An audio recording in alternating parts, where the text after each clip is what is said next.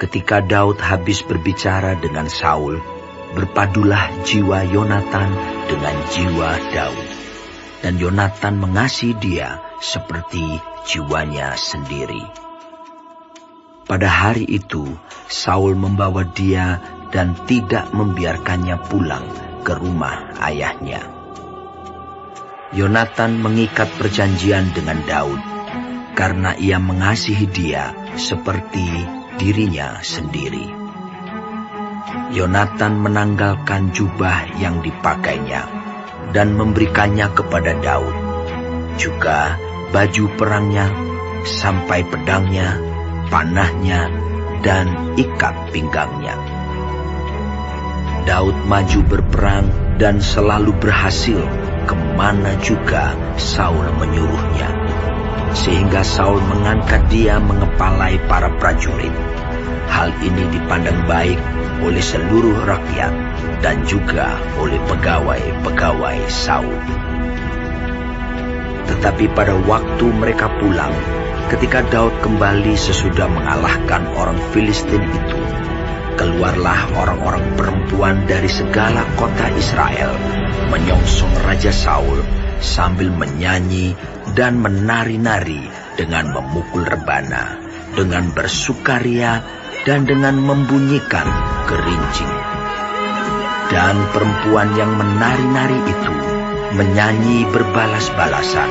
Saul mengalahkan beribu-ribu musuh, tetapi Daud berlaksa-laksa. Lalu bangkitlah amarah Saul dengan sangat, dan perkataan itu menyebalkan hatinya, sebab pikirnya,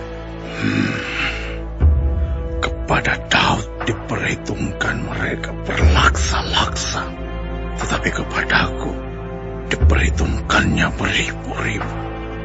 Akhir-akhirnya jabatan raja itu pun jatuh kepadanya. Sejak hari itu, maka Saul selalu mendengki Daud. Keesokan harinya, roh jahat yang daripada Allah itu berkuasa atas Saul, sehingga ia kerasukan di tengah-tengah rumah, sedang Daud main kecapi seperti sehari-hari. Adapun Saul ada tombak di tangannya. Saul melemparkan tombak itu karena pikirnya, baiklah aku menancapkan Daud ke dinding. Tetapi Daud mengelakkannya sampai 2 kali. Saul menjadi takut kepada Daud karena Tuhan menyertai Daud, sedang daripada Saul ia telah undur. Sebab itu Saul menjauhkan Daud dari dekatnya dan mengangkat dia menjadi kepala pasukan 1000, sehingga ia berada di depan dalam segala gerakan tentara. Daud berhasil di segala perjalanannya, sebab Tuhan menyertai dia. Ketika dilihat Saul bahwa Daud sangat berhasil, makin takutlah ia kepadanya. Tetapi seluruh orang Israel dan orang Yehuda mengasihi Daud, karena ia memimpin segala gerakan mereka. Berkatalah Saul kepada Daud, ini dia anakku perempuan yang tertua, Merab. Dia akan kuberikan kepadamu menjadi istrimu. Hanya jadilah bagiku seorang yang gagah perkasa, dan lakukanlah perang Tuhan. Sebab pikir Saul, janganlah tanganku memukul dia, tetapi biarlah ia dipukul oleh tangan orang Filistin. Tetapi Daud berkata kepada Saul, siapakah aku dan siapakah sanak saudaraku, kaum ayahku di antara orang Israel, sehingga aku menjadi menantu raja?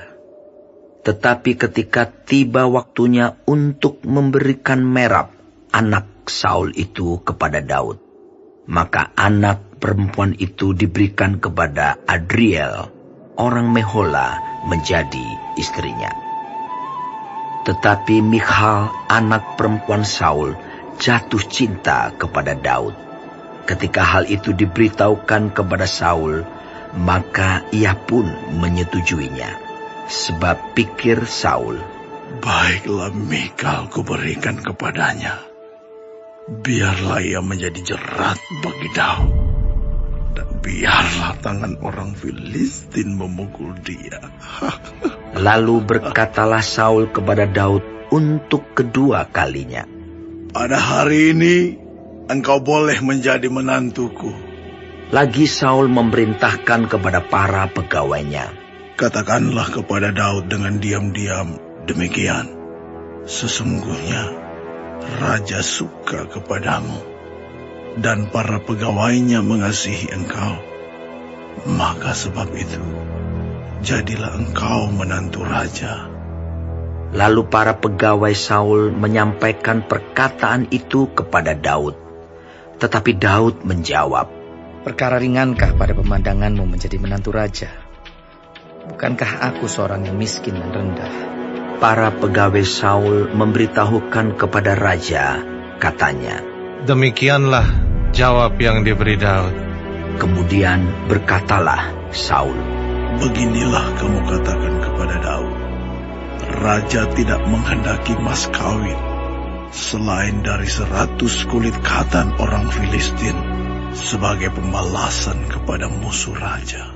Saul bermaksud untuk menjatuhkan Daud dengan perantaraan orang Filistin. Ketika para pegawainya memberitahukan perkataan itu kepada Daud, maka setujulah Daud menjadi menantu raja. Waktunya belum genap, tetapi Daud sudah bersiap.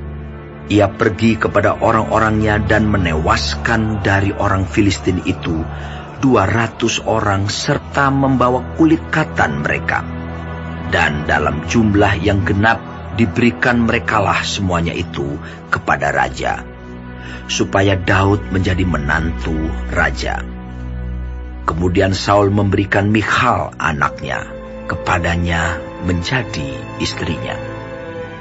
Lalu mengertilah Saul dan tahulah ia bahwa Tuhan menyertai Daud dan bahwa seluruh orang Israel mengasihi Daud. Maka makin takutlah Saul kepada Daud. Saul tetap menjadi musuh Daud seumur hidupnya. Apabila raja-raja orang Filistin maju berperang, setiap kali mereka maju berperang, maka Daud lebih berhasil dari semua pegawai Saul, sehingga namanya sangat masyhur.